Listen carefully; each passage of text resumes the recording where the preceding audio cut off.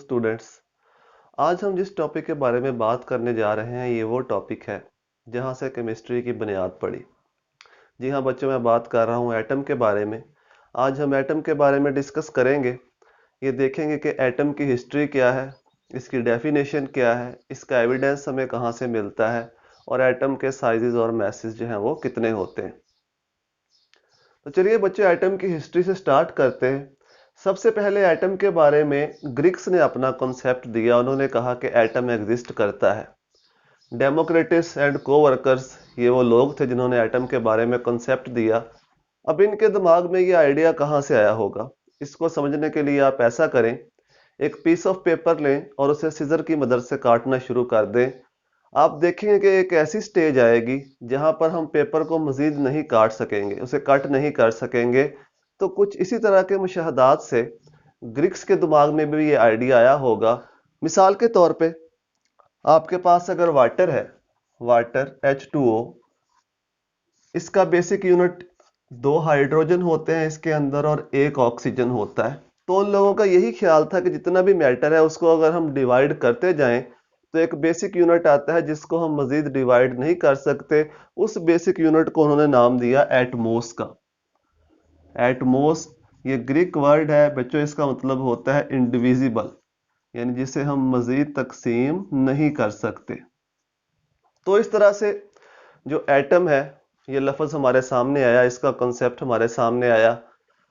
लेकिन ये जो इनका आइडिया था ये बेस थ्योरेटिकल था। इसके लिए उनके पास कोई भी एविडेंस मौजूद नहीं था, कोई प्रैक्टिकलिटी मौजूद नहीं थी। सिर्फ उन्होंने अपने मुशाहदात की बेस के ऊपर, जो वो रोज़मर्रा ज़िंदगी में देखते थे चीज़ें होती हुई, उन मुशाहदात की बेस के ऊपर उन्होंने ये अपना आइडिया दिया था। लेकिन जब मॉडर्न रिसर्च की अगर हम बात करें तो मॉडर्न रिसर्च हमें यह बताती है कि एटम के अंदर भी मजीद पार्टिकल्स मौजूद होते हैं। आपको पता है, नाम सुने हुए हैं आपने, इलेक्ट्रॉन, प्रोटॉन, न्यूट्रॉन, मीजॉन, इस तरह फिर म्यून। इस तरह के 100 से ज्यादा पार्टिकल्स होते हैं जिनको हम कहते हैं सब एटॉमिक पार्टिकल्स। उनमें से 3 फंडामेंटल हैं, इलेक्ट्रॉन, प्रोटॉन और न्यूट्रॉन। वो मैंने लास्ट वीडियो में बता रखा है उनको फंडामेंटल क्यों कहते हैं, तो वो आप वहां से जाके देख सकते हैं। अच्छा, अब आते हैं इसकी डेफिनेशन की तरफ कि एटम को हम डिफाइन कैसे करते हैं। 2 डेफिनेशंस मैंने यहाँ पे लिखी हैं, दोनों का मतलब सेम होगा, इसमें कोई डिफरेंस नहीं है, सिर्फ वर्डिंग चेंज है। Atom is smallest particle of an element which can take part in a chemical reaction. इस लफ्ज पे जरा गौर करें, which can take part in a chemical reaction. दूसरी डेफिनेशन भी देख लें, smallest particle of an element which may or may not have independent existence. May or may not have. तो बच्चों, इन लफ्जों को देख के आपके जहन में क्या ख्याल आता है, इनका क्या मतलब बनता है? Which can take part, can का मतलब है कि वो केमिकल रिएक्शन में हिस्सा ले सकता है। कुछ एटम्स ऐसे होते हैं जो केमिकल रिएक्शन में हिस्सा नहीं लेते। अब कौन सा एटम केमिकल रिएक्शन में हिस्सा लेगा, कौन सा नहीं लेगा, ये डिपेंड करता होता है उनकी स्टेबिलिटी के ऊपर। दुनिया का जनरल रूल है कि जो चीज स्टेबल होती है वो एग्जिस्ट करती है और जो चीज स्टेबल नहीं होती वो एग्जिस्ट नहीं करती। मिसाल के तौर पे मैं एक कारोबार शुरू करता हूं, मैं उसमें इन्वेस्ट करता हूं और मुझे हर महीने जो है उसमें नुकसान हो रहा है, लगातार उसमें नुकसान हो रहा है, मैं अनस्टेबल हो रहा हूं अपने कारोबार के अंदर। तो कुछ माह के बाद मैं आप लोगों से रिक्वेस्ट करूंगा कि यार मेरे साथ इन्वेस्ट कर दो, मेरे कारोबार को स्टेबल कर दो। लेकिन अगर मैं अनस्टेबल होऊंगा तो मैं एग्जिस्ट नहीं करूंगा, मेरा कारोबार एग्जिस्ट नहीं करेगा। सेम यही अप्लाई होता है एटॉमिक वर्ल्ड के ऊपर। तो जो एटम्स होते हैं जो स्टेबल हैं वो एग्जिस्ट करेंगे, जो स्टेबल नहीं है वो एग्जिस्ट नहीं करेंगे। उनको स्टेबल होने के लिए किसी की मदद की जरूरत होगी। स्टेबल कौन से आइटम होते हैं, कौन से नहीं होते, ये हमें 2 रूल जो है ये गवर्न करते हैं, जो हमने पढ़ रखे हैं। एक उसमें डुप्लेट का रूल होता है और एक उसमें ऑक्टेट का रूल। ये रूल कहते हैं कि हर वो एटम जिसके आउटर शेल में 2 या 8 इलेक्ट्रॉन होंगे वो स्टेबल होगा, वो एग्जिस्ट कर सकेगा इंडिपेंडेंटली। लेकिन जिसके आउटर शेल में 2 या 8 इलेक्ट्रॉन नहीं होंगे वो स्टेबल नहीं होगा, वो इंडिपेंडेंटली एग्जिस्ट नहीं कर सकेगा। तो आपने सुन रखा है जो नोबल गैसेज हैं वो स्टेबल होती हैं। हीलियम, नियॉन, आर्गॉन, ये अंडर नॉर्मल कंडीशंस, जीनॉन वगैरह, क्रिप्टॉन, ये अंडर नॉर्मल कंडीशंस ये गैसेस जो हैं ये स्टेबल होती हैं क्योंकि ये उन दोनों रूल्स को फॉलो करती हैं जो रूल्स दिए हुए हैं स्टेबिलिटी के लिए। इसके अलावा जो बाकी एटम्स हैं, कार्बन, नाइट्रोजन, ऑक्सीजन, फ्लोरीन वगैरह, वो सारे अनस्टेबल होते हैं क्योंकि वो उन रूल्स को फॉलो नहीं करते, तो वो केमिकल रिएक्शन में हिस्सा लेते हैं। क्यों लेते हैं? क्योंकि उन्होंने अपने आप को स्टेबल करना होता है, स्टेबल नहीं होंगे तो एग्जिस्ट नहीं करेंगे। तो यही मतलब है इन दोनों डेफिनेशंस का कि एटम वो स्मॉलेस्ट पार्टिकल है जो केमिकल रिएक्शन में हिस्सा ले सकता है। कब लेगा? स्टेबिलिटी गवर्न करेगी ये। इस तरह से वो स्मॉलेस्ट पार्टिकल जो मे or may not have independent existence, जो आजादाना रह भी सकता है और नहीं भी रह सकता। कब आजादाना रहेगा? जब स्टेबल होगा। कब आजादाना नहीं रहेगा? जब अनस्टेबल होगा। तो ये स्टेबिलिटी के रूल्स गवर्न करते हैं कौन सा एटम स्टेबल होगा और कौन सा अनस्टेबल होगा। इसके बाद बच्चों हम बात करते हैं एविडेंस ऑफ एटम की। अगर कोई चीज एग्जिस्ट करती है, पाई जाती है, तो हमारे पास उसका एविडेंस भी होना चाहिए कि वाकई अगर हम कहते हैं कि ये चीज है, एग्जिस्ट करती है, तो उसका कोई ना कोई एविडेंस भी होना चाहिए ताकि बाकी लोगों को भी पता चले कि वाकई ये चीज जो है ये एग्जिस्ट करती है। तो एविडेंस कहाँ से मिलता है? दो किस्म की माइक्रोस्कोप्स का जिक्र किया गया है, एक ऑर्डिनरी माइक्रोस्कोप और दूसरी जो है इलेक्ट्रॉन माइक्रोस्कोप। वो कहते हैं कि एक के जरिए हम जो है इमेज बना सकते हैं और एक के जरिए नहीं बना सकते। दोनों में डिफरेंस क्या है उसकी हम यहाँ पे बात करेंगे।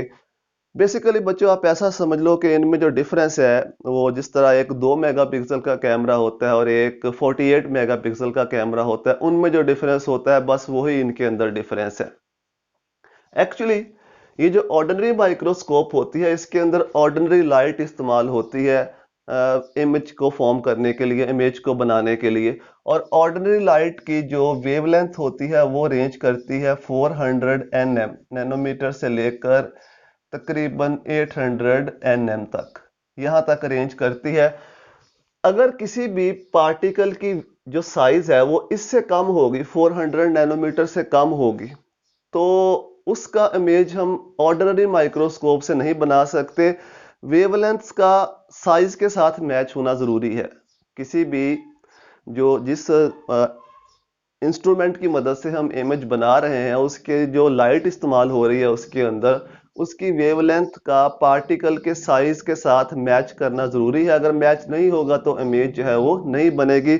जो एटम है, एटम का साइज बहुत छोटा होता है इसके मुकाबले में। एटम का साइज तकरीबन होता है 0.2 nm। अब अगर हम ऑर्डिनरी माइक्रोस्कोप से लाइट इसके ऊपर फॉल करते हैं तो उसकी वेवलेंथ बहुत ज्यादा होती है। वो वेवलेंथ इस इलेक्ट्रॉन को ढूंढ नहीं सकती, इस एटम को वो वेवलेंथ ढूंढ नहीं सकती। इसके साथ उसका कोई इंटरेक्शन नहीं होता क्योंकि वेवलेंथ बहुत बड़ी है। तो वेवलेंथ जो है उस एटम को जो फाइंड नहीं कर सकती, उसका इमेज नहीं बनेगा, इसलिए हमें कुछ भी वहां पे नजर नहीं आएगा। लेकिन अगर हम इसके बारे में बात करें, इलेक्ट्रॉन माइक्रोस्कोप के बारे में, तो इलेक्ट्रॉन माइक्रोस्कोप के अंदर इमेज बनाने के लिए यूज होती है इलेक्ट्रॉन की बीम। यानी इलेक्ट्रॉन की बीम की मदद से हम इमेज बनाते हैं और जो इलेक्ट्रॉन्स हैं उनकी वेवलेंथ एटम के साइज के साथ मैच करती है, तकरीबन इतनी ही वेवलेंथ होती है। तो अगर हम किसी भी एटम, सपोज ये एटम है, इसका जो इमेज है वो बनाने की कोशिश करते हैं इलेक्ट्रॉन माइक्रोस्कोप से, तो शॉर्टर वेवलेंथ होने की वजह से ये इजीली इंटरेक्ट कर जाती है एटम के साथ। इंटरेक्शन होता है तो उसका इमेज फॉर्म हो जाता है। अब इलेक्ट्रॉन माइक्रोस्कोप की मदद से जब हम ग्रेफाइट का इमेज बनाते हैं फिर उसे 15 मिलियन टाइम उसे मैग्नीफाई किया जाता है। उसे मैग्नीफाई करके देखते हैं तो कुछ हमें इस तरह का पैटर्न नजर आता है जो आपकी बुक में उसने बनाया हुआ है बच्चों। ब्राइट लाइंस हमें नजर आती हैं, ब्राइट बैंड्स नजर आते हैं, दरमियान में डार्क स्पेसेस होती हैं। ब्राइट बैंड्स, ये दरमियान में ब्राइट बैंड्स हैं और डार्क स्पेसेस होती हैं। एक्चुअली जो ब्राइट बैंड्स बनते हैं वहां पे कहा जाता है कि कार्बन के एटम मौजूद होते हैं। अब ब्राइट बैंड्स ही क्यों बनते हैं, डार्क लाइंस क्यों नहीं बनती एटम्स की? तो उसकी भी रीजन है। आपको पता है कि जो ग्रेफाइट है वो कार्बन से बना होता है और अगर हम एटम के स्ट्रक्चर को देखें तो सेंटर में न्यूक्लियस, न्यूक्लियस में होते हैं प्रोटॉन और न्यूट्रॉन। इसके इर्द गिर्द शेल्स के अंदर या ऑर्बिट्स के अंदर इलेक्ट्रॉन मूव कर रहे होते हैं। इस तरह से इलेक्ट्रॉन इन शेल्स के अंदर मूव कर रहे होते हैं। जैसे ही हम इलेक्ट्रॉन माइक्रोस्कोप की मदद से इलेक्ट्रॉन की बीम गिराते हैं एटम्स के ऊपर, तो वो इन इलेक्ट्रॉन्स को, जो इनर इलेक्ट्रॉन्स होते हैं, इनको एनर्जाइज कर देती है। जैसे ही ये एनर्जी गेन करेंगे ये लोअर एनर्जी शेल से चले जाएंगे हायर एनर्जी शेल में, एनर्जी को एब्जॉर्ब करके। जो लोअर शेल के इलेक्ट्रॉन होंगे वो एनर्जी को एब्जॉर्ब करेंगे और चले जाएंगे हायर शेल के अंदर। अब इलेक्ट्रॉन वहीं पे नहीं बैठे रहते, जो इलेक्ट्रॉन हायर शेल में गए हैं उनकी जगह वापस भी उन्होंने आना है लोअर शेल के अंदर। तो इलेक्ट्रॉन जब लोअर शेल के अंदर वापस आता है बच्चों, जो एनर्जी उसने ली होती है इलेक्ट्रॉन की बीम से, वही एनर्जी उसने एमिट भी करनी होती है, और एनर्जी वो एमिट करता है लाइट की फॉर्म में। जब एनर्जी लाइट की फॉर्म में एमिट होती है तो हमें वहां पे फिर इस तरह से ब्राइट बैंड्स नजर आते हैं। तो जो ब्राइट बैंड्स होते हैं वो कार्बन के एटम को शो करते हैं। इसका जो रियल इमेज है वो मैं यहाँ साइड पे शो भी कर दूंगा, वहां से आप देख सकते हैं। तो इस तरह का कुछ इमेज फॉर्म होता है जब हम इलेक्ट्रॉन माइक्रोस्कोप की मदद से ग्रेफाइट का इमेज बनाते हैं। तो ऑर्डिनरी माइक्रोस्कोप इमेज नहीं बना सकती क्योंकि उसकी जो वेवलेंथ है ऑर्डिनरी लाइट की वो बहुत ज्यादा होती है। अच्छा बच्चों, अगर हम एंड पे साइजेस और मैसेज की बात करें एटम के, तो साइज ऑफ एटम ये कैसे हम फाइंड आउट करते हैं, इसके लिए एक टेक्निक है जिसको हम कहते हैं एक्स रेज क्रिस्टेलोग्राफी। जब एक्स रेज डिस्कवर हुई तो उसके बाद फिर टेक्निक एक एक्स रेज क्रिस्टेलोग्राफी है। क्रिस्टल के ऊपर हम एक्स रेज को स्ट्राइक करते हैं, सॉलिड क्रिस्टल्स के ऊपर। जब वो टकराती हैं एक्स रेज उसके ऊपर तो वापस डिफ्रैक्ट होती हैं। उस डिफ्रैक्शन के पैटर्न को नोट किया जाता है।